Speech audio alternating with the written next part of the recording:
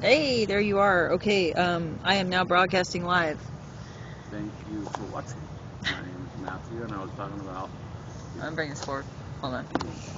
poverty in society that is not money, but it is loving one another, and how effective that can be used as a tool in vigilante work. You really did remember exactly where you were. You're good. I do. Okay, so I'm. Yeah, sometimes people think I'm losing track of my conversation, but actually I just make little quick side points, too many. Well, you're But losing track for us, there she but goes not again. yourself. Well, there may be people watching too. So, but You gotta talk to the camera. I'm gonna be over here. Is that okay? Yeah. All right. So now pay attention, because my conclusion on all this, you may have to watch a few series, is going to teach you what took me probably 3 years to figure out. Well, we'll say 23 years, because I spent 20 years building the American dream, again being 1.3 children, a house, a 2-car garage, a dog, a wife, and kids, a good retirement or 401k plan. It's the American dream. Once I have all that, once I earn all that, if I work hard, I get enough money, then I'll be happy, I'll be set. But it doesn't work that way. It won't make you happy, it'll make you miserable, because you're reaching for something that other people have told you you need to do to be a part of society and to be happy. And it's not true. You make yourself crazy doing it. I spent 20 years building the American dream to have it all crushed and destroyed in one day.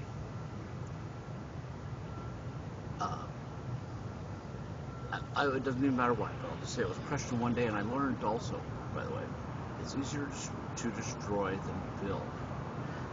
So after that, I started asking myself, and one point I'm wanting to make here is, when people think about homeless people, they think about how mad we all get at loud trucks. No, they think about, well, they're doing something wrong. I just don't agree. And I've heard this so many times trying to talk to people about homeless people.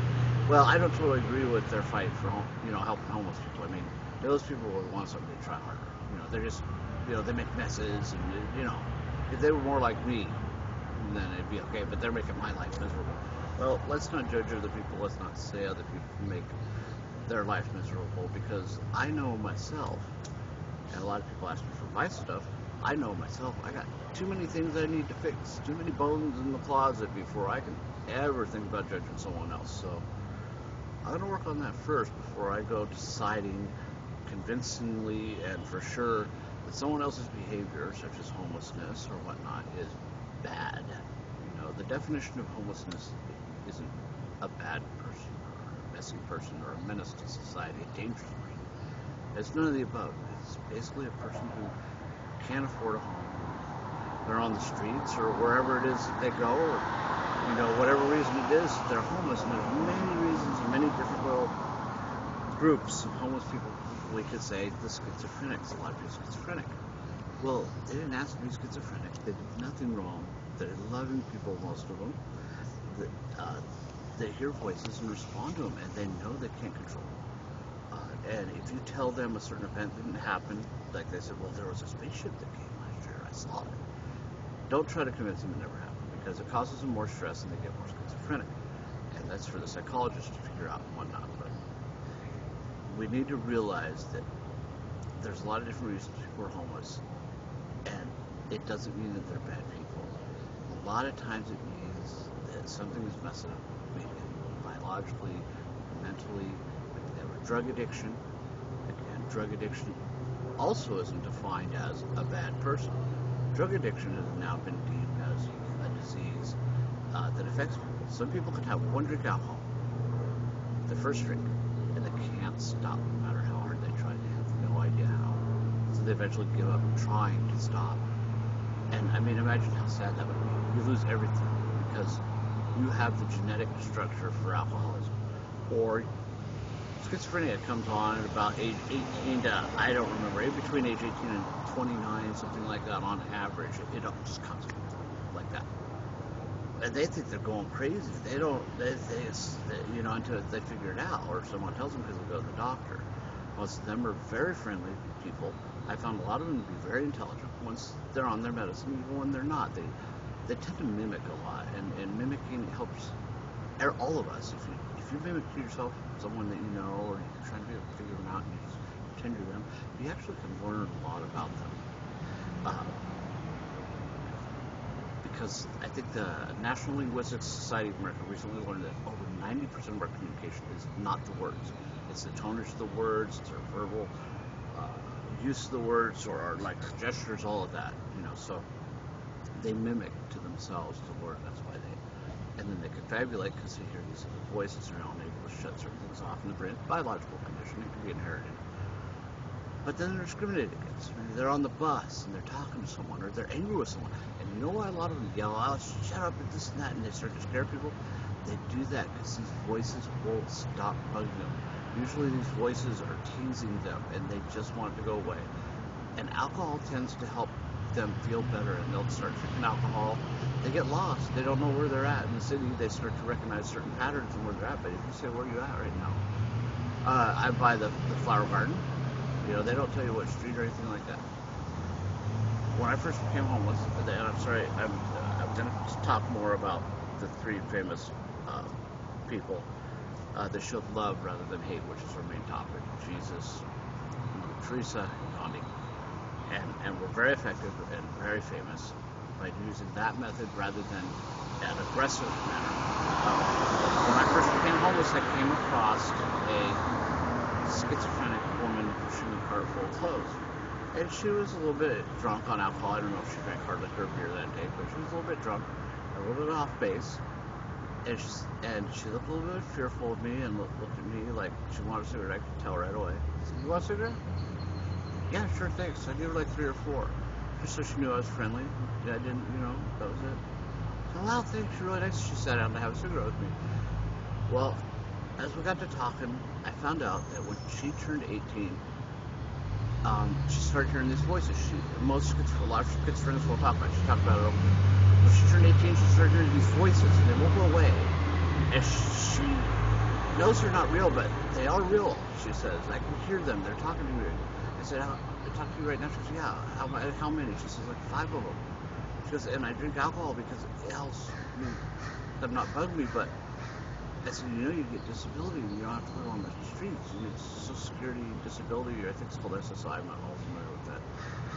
The government will help if you have a disability. You get a place to live and stuff, and counseling, maybe you can get a part-time job. She goes, I know I tried that, but I need to get my license because I lost it. Well, of course she lost it. A lot of schizophrenics are disorganized. It's called the disorganized schizophrenic.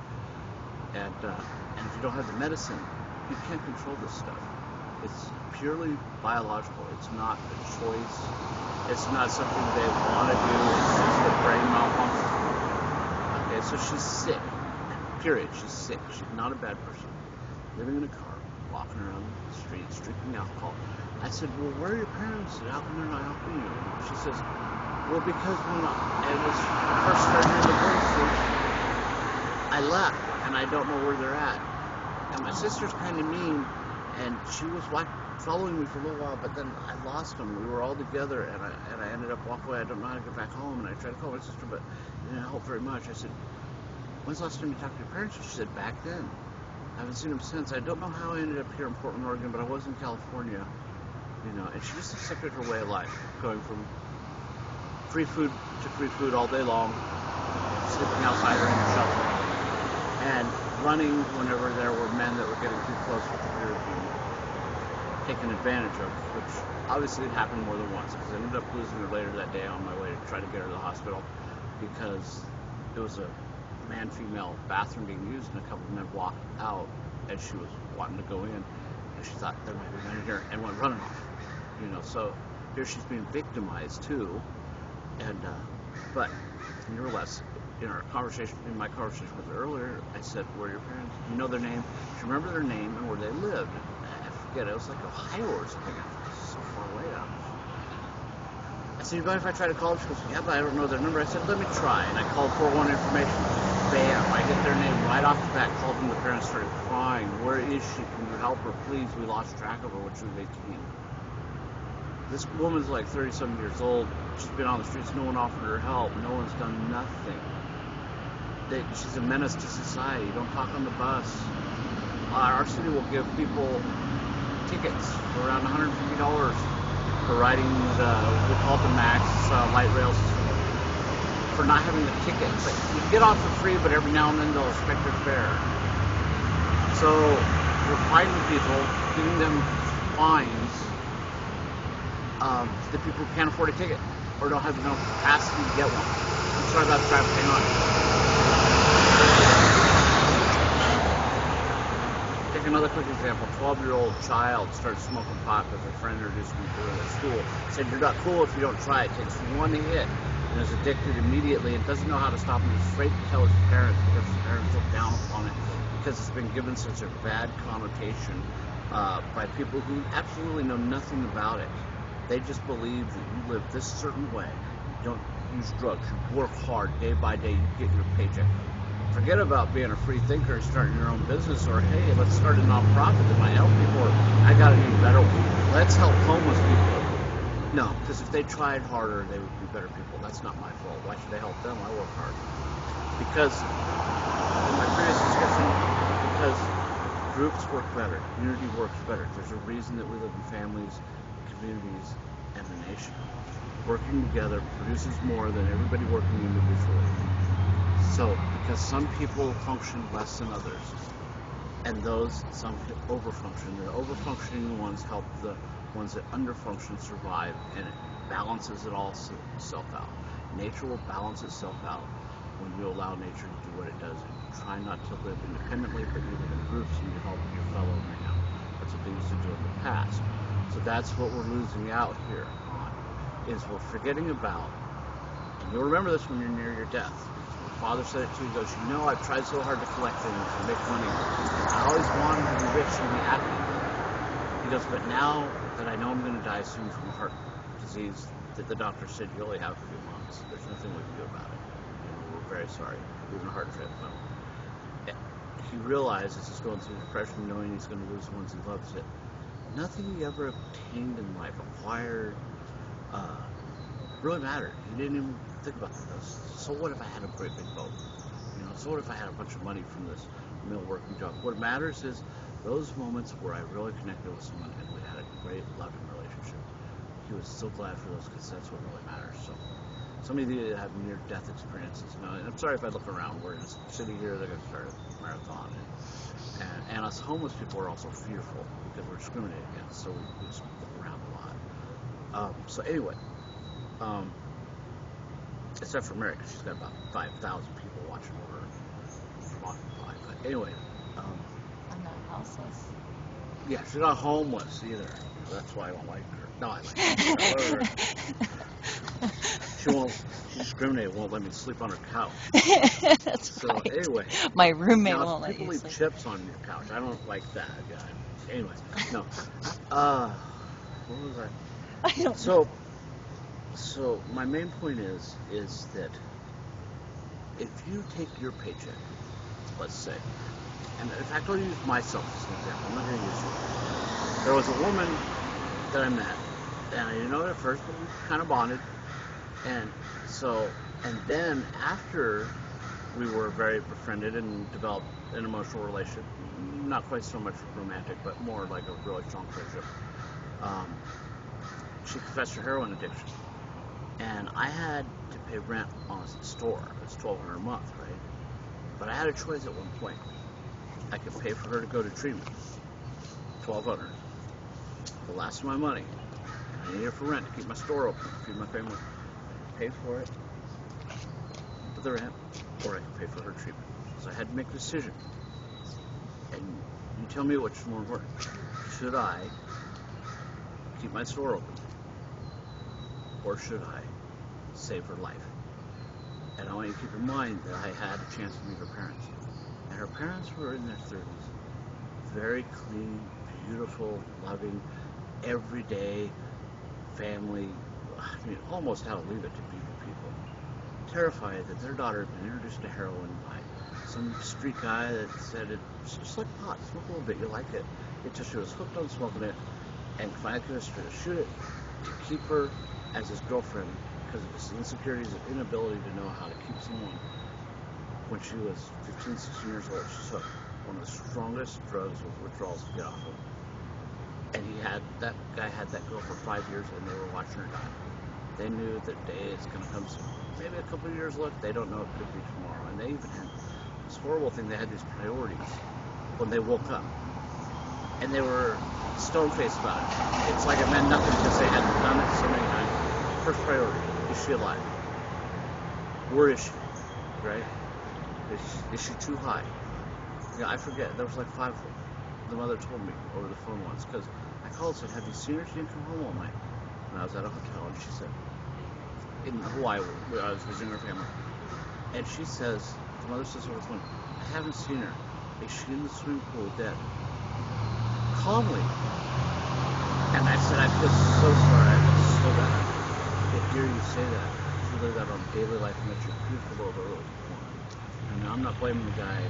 I mean, I blame the guy that introduced it, but again, another example of homelessness doesn't mean you're bad person. It means that something's a little bit off. You know? And when I started my computer recycling / rebuilding repair store, which got too busy, I just couldn't keep up with it. One of my goals was it wasn't really there to make profit. It was there to help get those people that need self-esteem back, that need to be told they're a good person. Get their self-esteem back. Get them talk to you. Don't just say, "Hey, you're a loser. You're homeless. Get out of here." Right? Call them over to my shop. Don't stare at them mean or something, because the other business owners are doing that. Invite them in. Treat them like a good person. Give them a little freebie or something. Take them in. You know, I mean, I didn't give them my, everything I had, but then pop the question: what do you think's holding you back? What could I help you figure out? I have found it's very hard, very, very hard to find anyone who doesn't respond to love. Once somebody loves you, you can get them to do almost miracles. Like we hear about the woman that lifted a vehicle off her baby, you know. In my explorations, I got a bus coming here.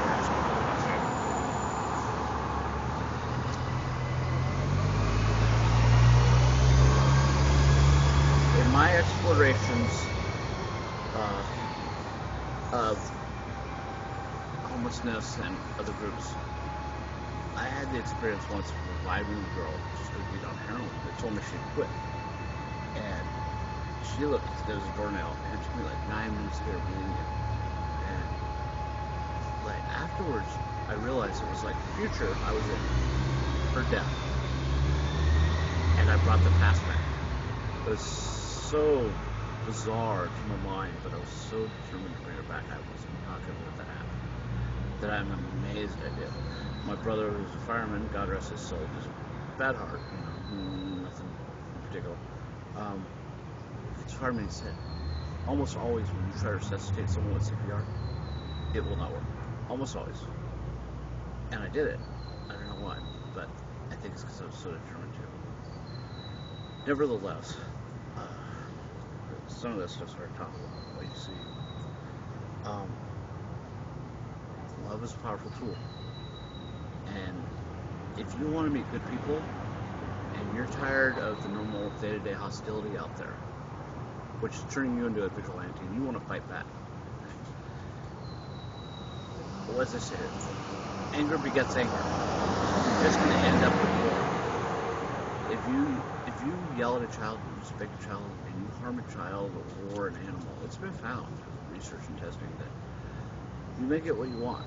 The kitchen may get cleaned every day. Whatever it is you're seeking, you might get what you want. You may even win an argument with your spouse if you raise your voice. But it usually ends up turning into aggression on the one that was being punished. And so it has a very big negative effect. If you're negative to other people and you act angry to change them, you're going to be met with hostility. And it's going to spread. People aren't quite sure how to solve things in this world. We're not perfect. We're still learning about this world. A new species, eager to learn more. I think Carl Sagan says something very similar to that. A famous scientist that believe traveling outside the universe. Carl Sagan is great. If you ever have a chance to Google some of his movies, it's about the sands of the cosmic ocean. But anyway, for us, love public transportation. Don't be afraid to talk. Don't be afraid to say, well, a lot of people won't talk. I like to say when they don't talk to me, I say, don't talk to strangers. But you know what? You'll make so many friends. And if you need something done, ask people with love. You know, give self-esteem first. Wow, you're really great. Notice their positive traits. But they're schizophrenic. But I've also found schizophrenics often be hyper-intelligent. You want to learn something about a schizophrenic, or you want to learn something about someone else, and you have a schizophrenic friend, ask them about that person. He may tell you things you never noticed, but when he tells you, him or her tells you, you'll be like, wow, how did you figure that out? Because they used to mimic them. I met a girl that was a heroin addict, really bad, like a pincushion, but an artist. There's some great heroin addict artists. Just amazing. She had pictures that looked like Van Gogh, the stuff from the 70s. And she didn't even know who I was talking about when I mentioned these artists. It was just an itch. She wouldn't sell them to me. She'd ask me for $20. She would beg for $20. She'd do anything for $20, but she wouldn't sell me one of her pictures. You know, I don't know why. Like my friend. So, vigilante. Okay. Now we'll be quick about my example. Jesus helped who? He helped the rich. Did he help the corporate leaders? Did he want money? Or did he want love? The Bible says God is love. You know, right? Well, that doesn't mean we're talking about a person or it's right. You can believe in God, whoever your God is, or whatever God is. It says God is love. You know, feeling all around. You know, and people want to get ahead. There's competition. It's a natural thing. You want to be the biggest and the baddest, the boldest, and the best. You know, what good feature. You know, Muhammad Ali says, "Let me show you how great I am." Don't ever lose your hope. Keep on trying, no matter what. Don't give up. Give up. You may become Jesus helped people lowest on the scale. I've always felt that the lower you are on the scale, the less money you have, the more humble you are, the less you feel ashamed because you're not as good, the more you're like Jesus. It's a personal belief of mine. People argue it. They say, no, just look like that. All of these are okay. Well, I'm not getting a big religious debate. I'm just saying, people who are low on the scale have suffered, and they know the difference between love and hate. And you know, I don't believe in tough love at all. I don't believe in kicking your child out and saying, "You can't stay with me, and I will bring up before you figure it out later." In fact, I highly disrespect that, and I'm sorry if you do like the idea of tough love. I highly disrespect it because a lot of children commit suicide over that. I've been an alarming rate, and adults, because they feel so rejected. You know, it's such a bad feeling. And if you give up when you're treated like that by your entire family, and kicked out, and living on the streets, and everything, and some of you had that happen. You may be the one that kicked them out. You know, I don't know what else to do. If I don't make them help themselves, they won't help themselves. I don't believe it. I think number one, people who do that don't know how to fix a drug addict. And that's fine. Because you're not trained in it. You give it to professionals. You ask for those programs that are out there. Oh, but we can't afford that. You're right. That's right. There's not enough programs for that. You know, we're having businessmen ask us for programs that support large business owners that have made billions of dollars, CEOs, this and that. There are good and bad businesses. The difference of a good and bad business is the main person who runs it or the board of directors. I believe that a good business is one that has humanitarian efforts, and if they want to make money, that's great too. I have nothing wrong with making money. Well, I sure could use $1 million. In fact, since I'm on this video right now, if you're watching it, please send me $1 million. Okay? I'll use half for good things. No, I'm kidding. Everybody always asks for money. Send me $1 million loves. That would be even better, because I'll go to my deathbed thinking about that. And that'd be really good. And I'm going to take a break. As Mary, we'll finish with Jesus. So who did Jesus love? And Jesus says, "He who feeds me feeds the hungry. He who feeds the hungry feeds me." Sorry, that's what he said. Think about that. He who feeds the hungry feeds me.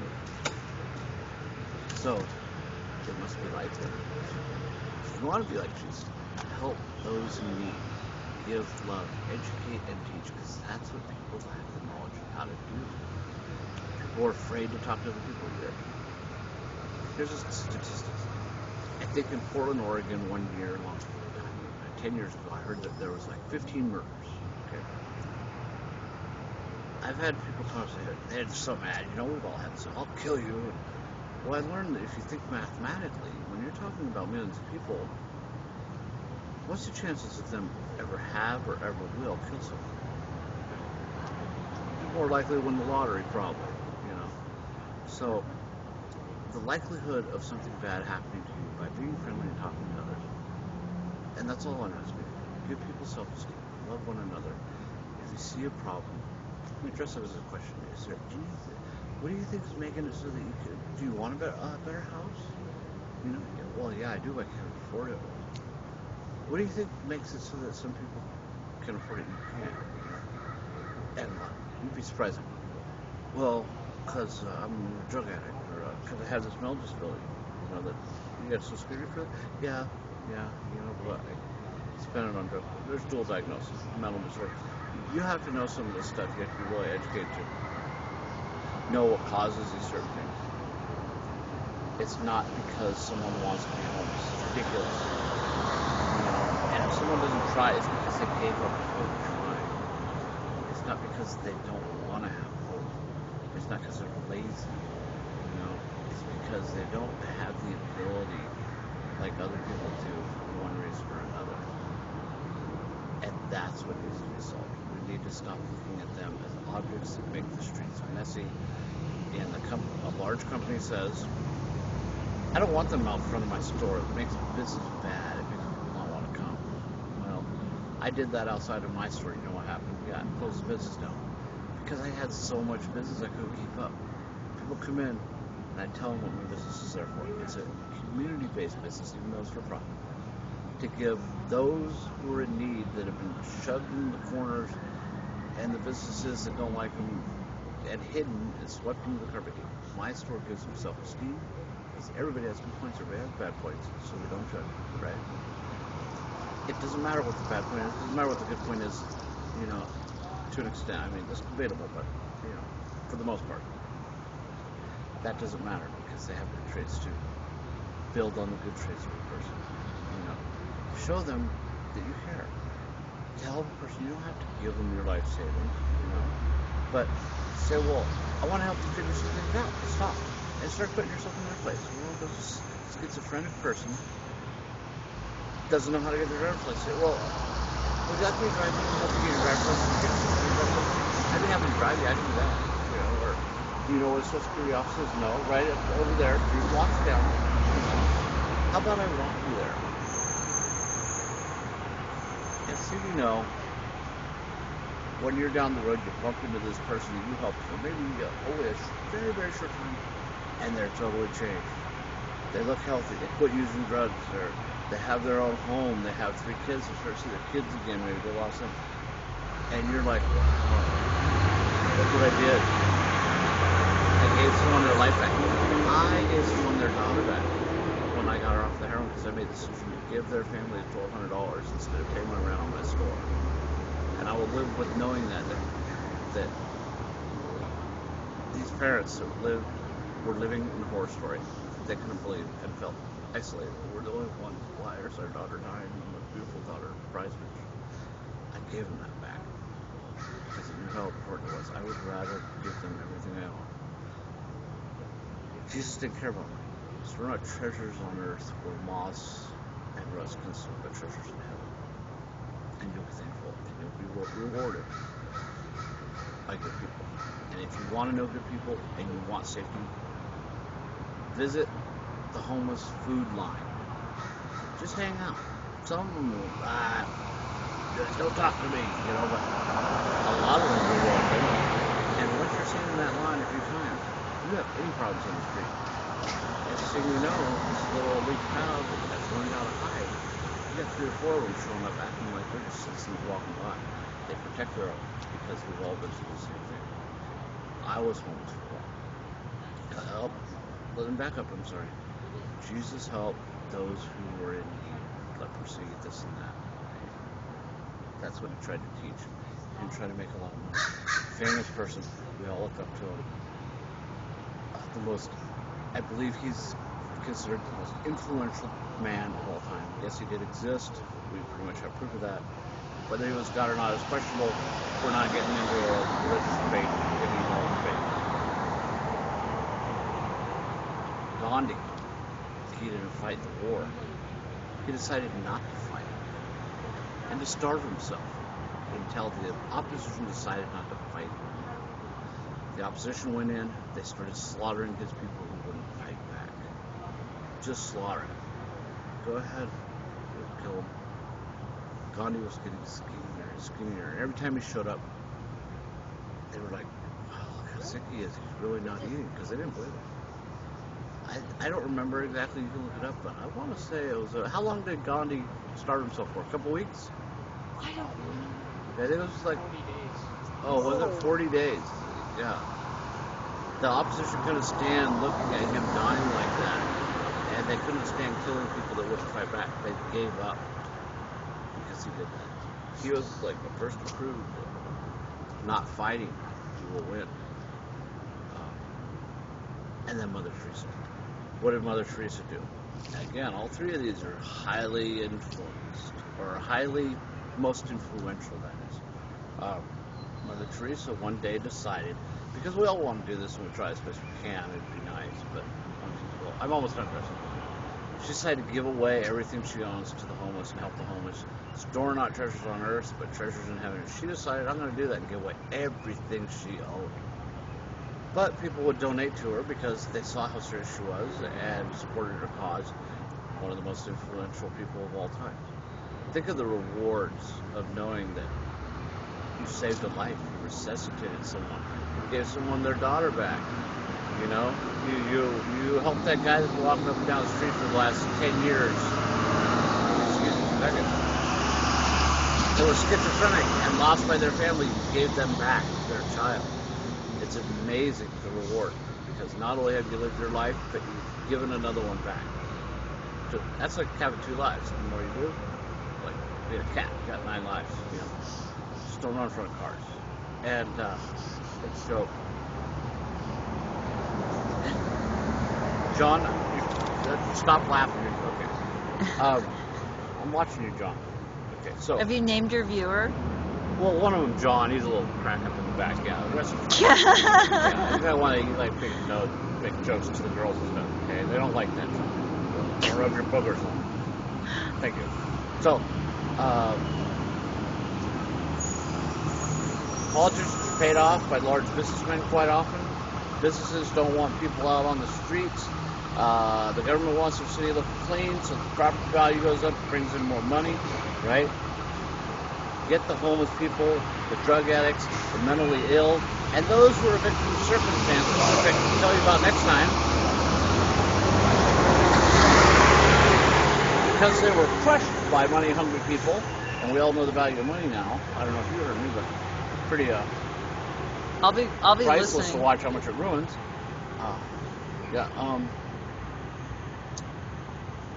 They're doing this because they don't like what people look like when they're having a rough time, or what they look like when they're having a normal, everyday, great time. Maybe they want their hair long, God forbid.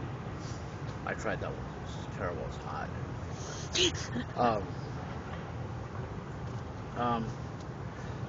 Right, they don't like what they My business look proved that, and for you businessmen out there, my business proved, and I could mimic it again. I could show you how to double your profits by helping the homeless and those in need. Because you tell one person what your goals are and that you do that. You tell one person that doesn't even, this just seems like a normal everyday customer. You like them, they spend a lot of money. I've told that to customers like that. And they stop, they freeze, they can't believe what I'm saying. And they say, I'm telling everybody about this story. Because I never meet businessmen like you. And you find out that they had a drug addicted child. There's always one. There's always that one under-functioning in the group. And that's why we help the under-functioning in the group. I had so much business I could make. You know, at a fair price, I didn't lie. I was good to people. And I was so good, I ended up homeless because I had to run from all the people chasing me. And I'm not kidding. So Really? I have people that will tell you this. Anyway, that'll be our first phase. Fight inhumanity with humanity. Educate those who are mean. Ask questions. Ask them questions. It's a good way to teach. You know?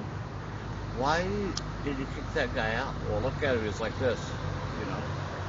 What if you took a different approach? What if you were nice and helpful? I don't have time to help you with that. Why not? Because I'm busy making money. What are you doing with that money? Supporting my family. Why do you support your family? Because I love them. You love people? Well, yeah.